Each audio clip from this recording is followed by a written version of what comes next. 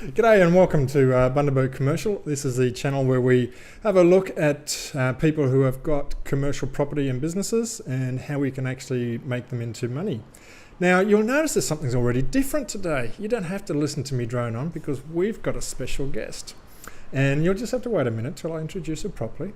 But one of the things that I have a different viewpoint on with commercial property is it is a form of gambling.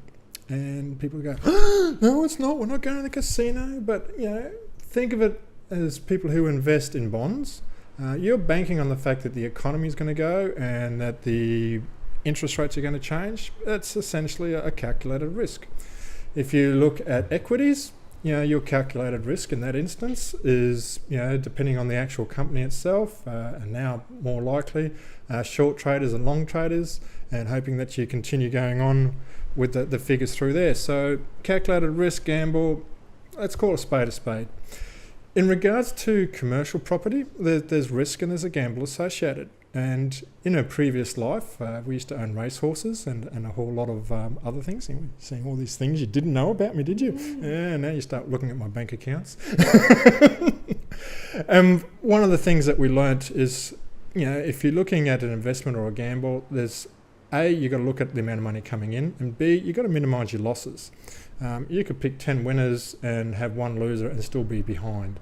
One of the things that we look at in commercial property is what are the things that you can lose, and taxation is one of the big chunks that we have a look at.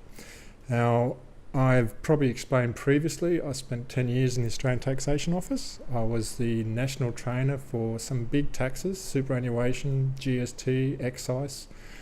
So I know enough to realise when I'm already out of depth. And when I'm out of depth is when I go and get a specialist. And my specialist for tax is Bronwyn from UNIQSol.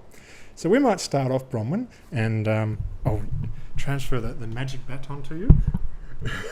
Thank you. to introduce yourself and explain to the millions of viewers that we have on what it is that you do and why you do what you do. Thank you, Peter. Thank you for including me in your discussion. It's very, very exciting to be part of your channel. Taxation, I see it as a business output. It's not so much something that we can avoid, but something we can manage and minimise. And the more we manage and minimise, the better we come with our wealth creation. And my background is helping small business grow their business and get better inside their business. And often part of that is that we look at the tax structures and see how much tax they are paying and how we can minimise that for them. Cool. Excellent. All right. We have some pre-prepared questions, so we're going to play with Bronwyn and put her on the hop. Now, one of the things that you may be thinking about is we're an international channel. So we're going to be talking about taxes that apply into our local area. But the main thing is, like whether you're in the States, you have local taxes as well. A lot of the taxes we have here, you have similarly over there. We have a GST, a goods and services tax, so does New Zealand. America has a value-added tax. Europe also has a value-added tax. They may have different names, but trust me, the governments talk to each other. If they find a way to get money out of us, they will share that information. So the names may be slightly different, but the concepts will be the same. So we're going to go through some of the questions that commercial property owners, be it a business or be it a hard property, as in with 4 walls and a roof, are going to look at. So my first one is, in regards to Australia, one of the common questions, Bronwyn, is how do you work out what a going concern is, and why is that important to a sale, for argument's sake? So a going concern, just like the definition of going concern says, is that it has to have everything to be a going operating business. So a good test I say that applies is if Peter, you close the door today and I open the door tomorrow as a new business owner, can I carry on? Do I have everything necessary to carry on the business? And that's what a going concern is. So if I'm carrying on a fish and chip shop, I need the oil on the shelves to put in the deep fryer. I need the deep fryer. I need the fish in the freezer, and I need to be able to open the doors and be able to type up the till to be able to make a sale. And that's everything necessary to carry on a business. I don't need to own the building as long as I have the right to occupy the building, which is a lease agreement. So going concern when you're selling a commercial property is more about, not so much about operating the business, but if you're the property owner or the business as such, a business owner, what do you need to be able to make that building part of that business? Mm-hmm. And so for that building to be part of the business, we require a lease agreement and we require a building. And as long as you have those two components, you can satisfy the GST-free going concern for the building purchase. The impact to that is GST won't apply. So the good news is you don't have to find the purchase price plus the stamp duty plus the GST. That's a big impact on cash flow. Going concern rules applied. You've got a lease and the property. You only have to pay the price of the property on settlement plus stamp duty. And if you don't have a lease agreement in place, you can talk to your agent and the previous owner and perhaps establish a lease with your business entity first before you sign a contract. And then you satisfy the definition of going concern. And that's very often the case, particularly when we've got a super fund purchasing a property and another entity, whether that's a partnership, a trust, or a company buying the business. And in the clauses of the contract, then you simply say that one contract is contingent on the other contract settling, and everyone's covered. Excellent. That's very reassuring because that's what I tell my clients. Tick of approval. We got that one right. All right. Another tax that is common in regards to commercial is capital gains tax. And in other countries, that's essentially a tax you make on a profit. It's just like encouraging good behaviour. You make money, you're going to get taxed on it. Could you explain what's the main things that people need to be aware of capital gains tax, or CGT as we call it? So capital gains tax, I suppose we've got a decision tree here. If we're a builder, if we are a seller that's only selling a building, well then again, are you selling the building with a lease agreement? So you purely look at the cost of the building less the sale price of the building, and then the capital gain is the difference between the two, or a capital loss, whatever happens. But generally you keep property over a period of time, it increases, there'll always be a gain. So if you only own the building, you're not carrying on a business, your capital gains tree is different. The first thing is, have you owned the building as an individual, partnership, or a trust, and you've owned it for more than 12 months? Well, then 50% of the capital gain is tax-free. If you have any tax losses, capital gains tax losses from previous activities, they are offset against the capital gain before the 50% general concession applies. If you're a company and you own a building and you're selling it, you have no 50% general concession. So that's the decision tree if you are a person selling a commercial building and you're not operating a business inside that commercial building. Second option is if you're a business owner and you're selling a business that's being carried on in that building. So the fish and chip shop, for example, you might sell the fish and chip shop, it's owned by your family trust, and so is the building. Well, then you're selling the building with the business. It's a small business. CGT concessions apply. But first of all, you've got to say, am I a small business accepted person for the Capital Gains Tax Act? And a small business is someone that has turnover less than 2 mil or net assets less than 6 mil. So a good example of a small business and capital gains tax concession is a farmer. So a farmer owns some land and they grow zucchinis for sale. So they are conducting a business. Is the turnover from the zucchini sales less than 2 million? Yes. Well, then they get the small business capital gains concessions. If they have net assets less than 6 million, they are also eligible. So it's an or test if you exceeded your 2 million turnover. If you are a small business CGT person, taxpayer, well, then you can have the 50% general concession, which is what I explained in the first example, plus a further 50% of the remaining 50%, which is small business active asset. So now we've reduced the capital gain from 100% less your capital losses to only 25% remaining. 50% general concession applies first, then 25% active asset test, provided you are a small business CGT stakeholder. Then the remaining 25% can also be tax-free if you are over 55, and this is you're selling this business because you're retiring. If you're under 55, you can put it into super, or you can roll it over to your next business asset. Okay. But to get to all of these capital gains tax concessions for small business, you must first of all satisfy 2 million turnover test or less than 6 million net assets. General concession applies to everybody. Small business CGT concessions, you've got a few other hoops to jump through, and then it's dependent on your intention going forward as to whether you put it into super, take it as 500,000 in a lifetime tax-free because of retirement, or roll it over to the next asset. But you must buy another business asset. You can't buy a rental property and roll it over. Okay.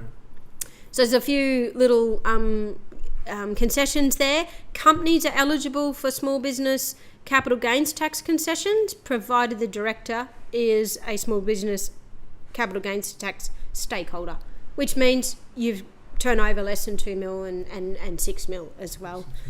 Yeah, so you can still get, even though in companies you're not eligible to 50% general, you can still get the 50% active asset and reduce your capital gain in a company. It is a minefield, all the different decision trees that go through with capital gains tax. The best outcome is to forward plan and make sure that you know what your business is worth, which is where Peter can help you. And then once you know what your business is worth, you say, what if? What are the scenarios? And what is my framework? Because if I elect the rollover concession, I've got 2 years to use it. Well, that can be quite a good thing, because a lot of small business owners, they get burnt out. They want to sell because they're burnt out. Well, that allows you to have a little holiday and then go back and do what you're good at. Or more importantly, perhaps it's time for succession plan and your family come into play. Yeah, so very exciting. Lots of concessions. If you're over 2 million turnover, or you have net assets more than 6 million, which is majority of our farming clients, because property in farming sector has gone up considerably in value. Well, then you can plan with super. You can also plan with farm management deposits to help you out. But we really need to be more strategic in how that happens. Hopefully that's not too much information, because it's quite a big area of tax law. I think there's a couple of key points there. One is, I'm glad I don't advise on capital gains tax. And you really need to be set up at the beginning of it, don't you? Not thinking about it when you sell your asset, yes, but thinking about it before you buy your asset to run with. So if you even get anywhere near capital gains tax, go and see an expert to start with. There was enough there. You can replay this 4 and 5 times and I still guarantee you're going to be confused. So, but it lets you know what's going on, and that's why we have specialists to have a look at these things. All right, Bronwyn and I have had interesting discussions about how we value businesses, and I've had a lot of discussions with valuers, I've had a lot of discussions with accountants, and some discussions with lawyers. How do you, Bronwyn, go about valuing a business? What sort of criteria do you look for? The first thing I like to look for is what's real. Because if the outgoing person or the seller of the business says, I take $2,000 a week in cash, how are you going to prove it to me? Mm-hmm. So if there's cash takings, I'm advising the buyer, I say don't bring it into the equation, because it's not real. The next thing then is if there's stock on the shelves and someone says that it's worth $250,000 retail value, how do you know its retail value is worth that? So do a physical count. But in the initial negotiations, you can agree on that it's so much for stock plus a manual physical stock take with both people. And in some cases, clients have had an advantage because they've paid less than what the stock really is. So it's just being careful about what is real. The next thing then is to have a look at the equipment, and is the equipment real or is it a made up thing? So a physical inspection, and in accordance with vehicles and trucks and such like, are they roadworthy and are they valid? And cabinet makers, for example, have edge banders and CNC cutters. Well, did it come off Noah's Ark, or is it relatively new and compatible with new software? So have a really good look at what's real and what the replacement cost would be of those things.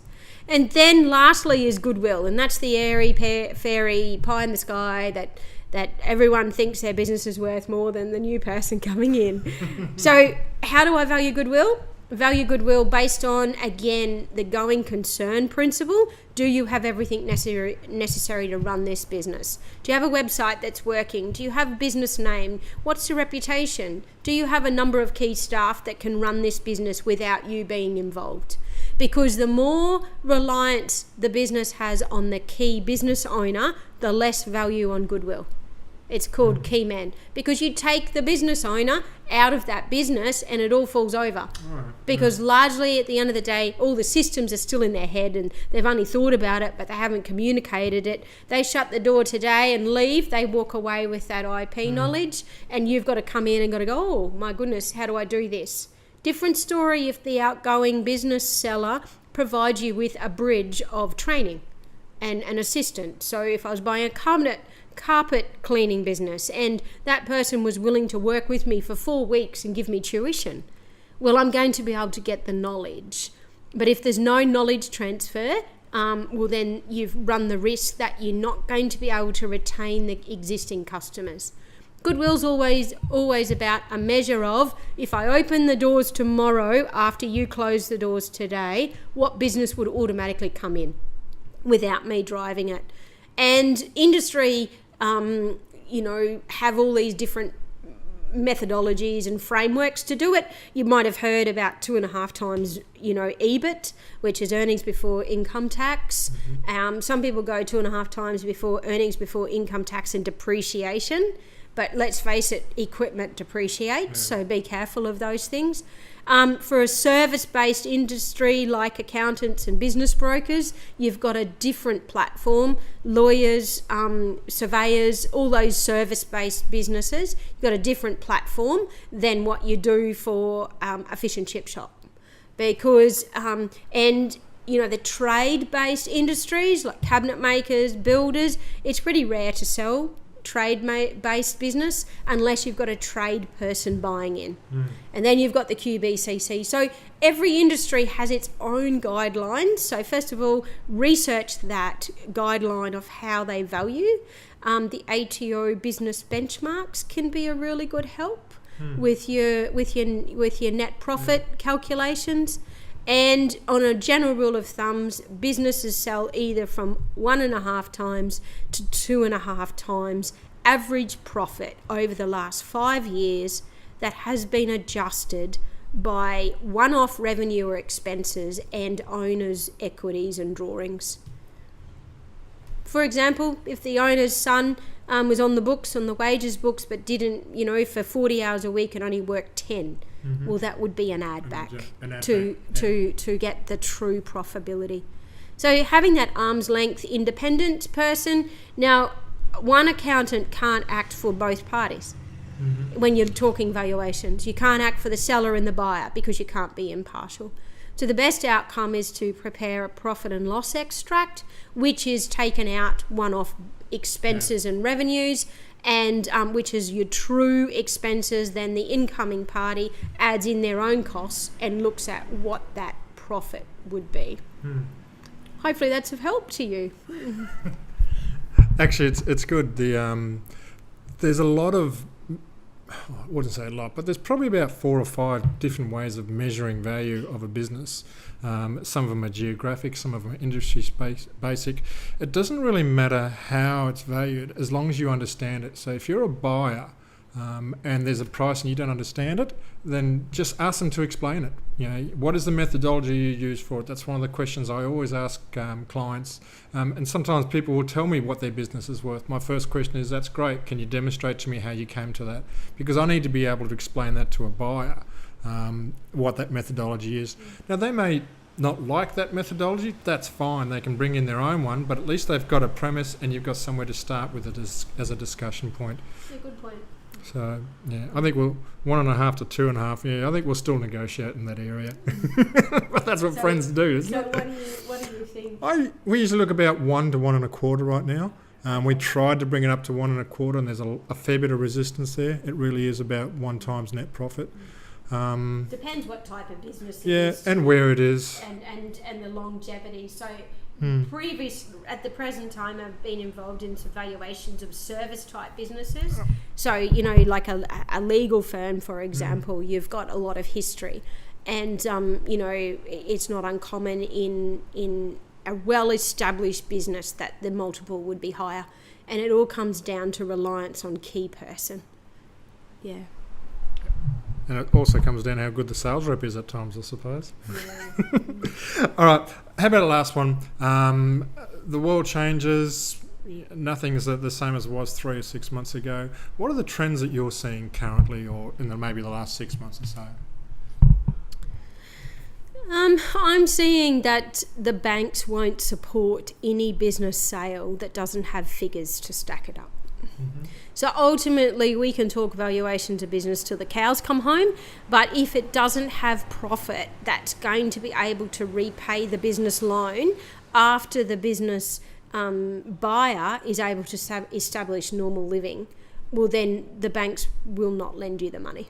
Mm-hmm. In which case, then it becomes a private equity loan, which is accumulates more interest. We are seeing more vendor loans, and people are happy to finance for themselves because the bank's appetite is quite low for business.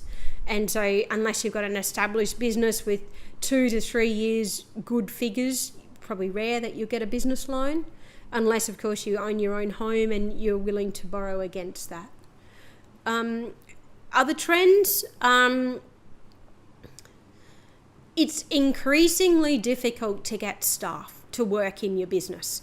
So hospitality businesses are suffering, and some manufacturing businesses. So I'm talking about, needing boiler makers and fitters and turners. So the new hardcore tradespersons don't have the skills the older ones do. So we've got people passing out on boiler making, for example, and they don't know how to measure because it's not covered in the current TAFE courses. So there's a degrade in skills in our education program. There's a degrade engagement of people to actually do that because no one wants to do hard, dirty work. And so then you've got an aging population of tradespeople. So if you're looking at buying a business or getting involved in a business of that nature, the longevity could be under attack. Because if you're paying, to buy a business with 8 tradespeople and you end up only with 4 in 3 years' time, what does your business really look like? The other thing is that we're seeing that there's a lot of competition with wage prices. So people that, if I can suggest, were unskilled in the fact that they were happy to work on farming or manufacturing businesses in a production line, they are then going and getting jobs in aged care because the wage prices are higher. So there's a lot of competition in that. So just being careful about that. The other thing I suppose is to watch out for is that businesses are, like, cyber risk is so much higher than what previous was. So when you're going into business, I think a good SWOT analysis is needed and the risks of what could really go wrong. And in that basis, make sure we've got really good insurance and really good IT protection. Hopefully that's been of help. It has. There's a lot of good material there. I mean, don't be too disarmed. I mean, businesses have been around for centuries and centuries, if not millennia. But they do change, and you need to adapt to it. It's interesting you mentioned vendor finance. We'll put a link. I think I'll get Cameron to put a link up here, which will link you to the vendor finance video that we had with Seek Business and one of the boutique legals who spoke about 80% of deals now have a vendor finance component. It's a good marry on to this one. So that's it for this week. We'd like to say thanks very much, Bronnie. Thank you. We appreciate it. Great to Now, be here. I know that you want to talk to me about my tax now, which is never a good news, but I have one more prop. So count to 10, I'll be back. Okay. Because no expenses spared here. Ooh. So we have brought some of the world's greatest chocolate eclairs. Oh, yum. Thank you to Bargara Bakery and Cafe, one of our clients, and Very nice. consider this payment in full for your time. Oh, thank you. Okay, until next week, everyone. Catch you next Tuesday. Take care and God bless. Bye-bye.